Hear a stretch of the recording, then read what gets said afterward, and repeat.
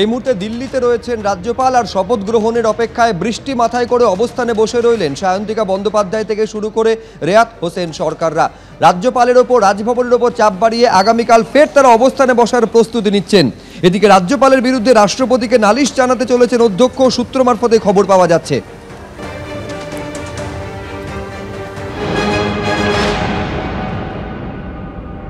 গতকাল পর্যন্ত এখানে দাঁড়িয়ে তারা এই দুই জনপ্রতিনিধির দাবি ছিল, বক্তব্য ছিল যে তারা রাজভবন যেতে প্রস্তুত, কিন্তু কে ওখানে গিয়ে তাদের শপথ বাক্য পাঠ করাবেন তা আগে জানাতে হবে, অথবা তাদের দাবি ছিল যে অধ্যক্ষের কাছে গোটা বিষয়টা দেওয়া হোক, যেরকমভাবে প্রথা মেনে দেওয়া হয়, অতীতে দেওয়া হয়েছে, এবং স্পিকারের কাছে তারা শপথ বাক্য পাঠ করাবেন। কিন্তু আজকে কিন্তু আরও একটা ধাপ এগিয়ে এই দুই প্রতিনিধি তারা স্পষ্ট জানিয়ে দিয়েছেন যে তারা কোনোভাবে রাজভবন যাবেন না। কেন যাবেন না? যাব না, কারণ উনি বাধ্য করছেন আমাদের এই স্ট্যান্ডটাতে আসতে। দেখুন, কালকে আমরা অনেক কথা বলিনি বা ওরমভাবে বলতে চাইনি, অনেক কিছু খুব সাসপিশিয়াস আছে। ওনার সম্মান করি আমরা অবশ্যই, উনি মাননীয় রাজ্যপাল, ওনার চেয়ারের বেশি সম্মান করি, সেই জন্য অনেক কথা বলিনি।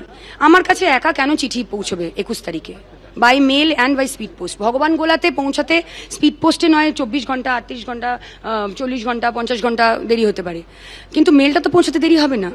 ভগবান গোলার বিধায়কের কাছে তো মেল 21 তারিখে কই পৌঁছায়নি, কিন্তু বাই ইলেকশন তো দু জায়গায় হয়েছে। তো আমাকে একা ওখানে কেন ডাকা হচ্ছিল? আমার বিধানসভাকে জানানো হয়নি, মাননীয় স্পিকারকে কিছু জানানো হয়নি, তাদের সাথে কোনো কমিউনিকেশন হয়নি যে তারা তাদের লোকজন, অফিসিয়ালস যারা যা নিয়ম অনুযায়ী যা হয় তারা আমাদের সাথে অ্যাকাম্পানি করবে, কাউকে জানানো হয়নি, আমায় একা জানানো হয়েছে। কেন? সাসপিশিয়াস না? আমার মানে একটা ইয়ে তো অবশ্যই মনে হচ্ছিল যে না, আমার এরকমভাবে আমি ঠিক সেফ ফিল করছি না যাওয়ার জন্যে। রাজভবনে ডাকছেন, তাতেও কেন সেফ ফিল করছেন? রাজভবনেই তো অনেক ব্যাপারের কথা আমরা শুনেছি। দেখুন, একজন মহিলা হিসেবে আমি যদি আরেকজন মহিলা শ্লীলতাহানির কথা শুনি, সেটা অবভিয়াসলি সেটা নিয়ে আমরা কথা বলতে চাইছিলাম না, ওনার সম্মান রেখে এবং ওনার চেয়ারের সম্মান রেখে। কিন্তু শুনেছি তো যে অনেক ঘটনা ঘটেছে, সেটা সত্যি হোক বা মিথ্যে হোক সেই বিষয়ে আমি যাচ্ছি না, কিন্তু শোনার পরে তো মনে একটা ভয় লাগেই। বলুন। সায়ন্তিকা এবং আরো একজন বিধায়ক তারা জানিয়ে দিলেন তারা রাজভবন যাবেন না। শুধু তাই না, কেন তারা রাজভবন যাবেন না সেই নিয়েও কিন্তু গুরুতর অভিযোগ করলেন। ফলে শেষ পর্যন্ত কোন পথে তাদের এই শপথ গ্রহণ অনুষ্ঠান হবে তা নিয়ে কিন্তু ক্রমশ জটিলতা বাড়ছে। ক্যামেরায় পার্থপ্রতিম রায়ের সঙ্গে উজ্জ্বল মুখোপাধ্যায়, এবিপি আনন্দ, কলকাতা।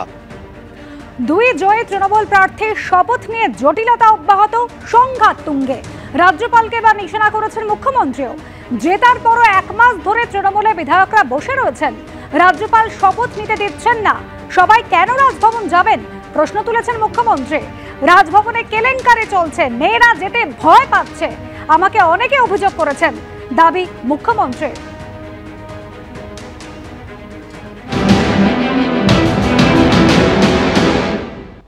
আজকে জেতার পরেও 1 মাস ধরে আমার এমএলএরা বসে আছে, গভর্নর ওত দিতে দিচ্ছে না।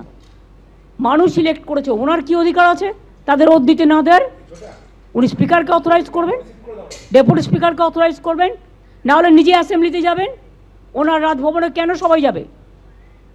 রাজভবনে যা কীর্তি কেলেঙ্কারি চলছে তাতে মেয়েরা যেতে ভয় পাচ্ছে, আমাকে কমপ্লেন করেছে। ফলে বুঝতে পারছেন রাজভবন থেকে রাজ্যপাল একেবারে মুখ্যমন্ত্রীর অভিযোগের তীর, একেবারে কার্যত অভিযোগ করেছেন রাজ্যপালের বিরুদ্ধে। এবার এইখানে আপনাদের দেখাতে চাইবো যে বিজেপি বিধায়ক শঙ্কর ঘোষ তিনি কি বলছেন। রাজভবনে যেতে ভয় পাচ্ছে? পশ্চিমবঙ্গের মানুষ তো রাজ্যেই থাকতে ভয় পাচ্ছে ওনার আমলে। তো সেক্ষেত্রে কি পশ্চিমবঙ্গের মানুষকে বাইরের রাজ্যে গিয়ে ধর্নায় বসতে হবে?